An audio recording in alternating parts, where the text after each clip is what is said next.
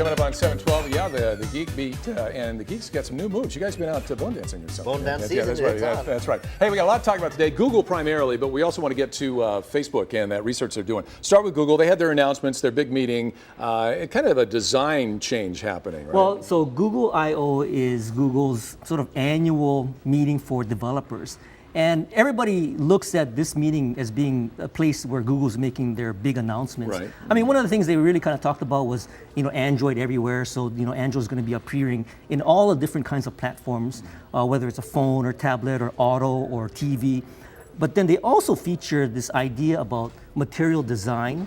And they're taking really the concept of your sort of paper and ink, which are physical kinds of things that we normally think about. Right. And how do you take that and actually maneuver it around the screen and actually give it some dynamic sense of, place, shadow, depth? It's really kind of, to me, I thought it was pretty cool. Another cool thing they were talking about was, and I guess more and more of those are coming out, the watches. Right. So Android Wear is part of that. It's basically putting Android, the operating system, on every device, including cars and such. But everyone's excited about watches ever since everyone assumed Apple was going to make one. Dozens of people have rushed to market with theirs. They had the LG G watch, they had the Samsung Gear Live watch, but the Motorola 360 is the one that people want. It's the one that had the longest line at the conference because it's round.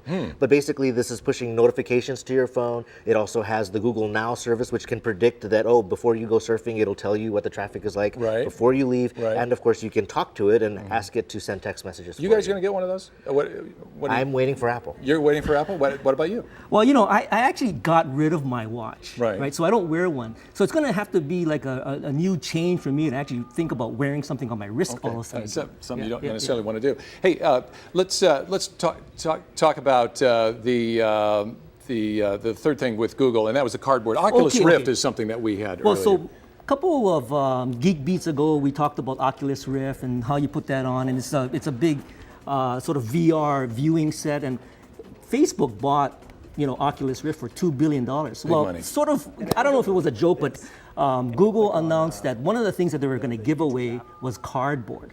And I don't know if it was a dig on Facebook, but the idea was that with this cardboard that you can actually put together, put your smartphone in it, and it actually has two lenses. Oh, it actually is cardboard. Yeah. And you have a split screen on your smartphone, and you can actually experience sort of the VR effect with cardboard by putting the cardboard headset on. Virtual reality. Okay, we're running along here, but we got to talk about Facebook and the research that they've done on how to, or trying to change moods. Right. Now, the story came out some time ago that Facebook was messing with people's news feeds, 600,000 users back in 2012, to see if they could make you happier or make you sadder. So they messed with your news feed, Dan, and they gave you happier than usual stuff, and then they watched you the next week to see if you were in a better mood. Right. Yeah. The controversy is that they conducted it as official, serious research with Cornell, with the University of San Francisco, but they're saying that we didn't need to get informed consent because you signed the Facebook terms of use. But of course they found out that they added research to the terms of use after the study. They conducted the research on people under 18.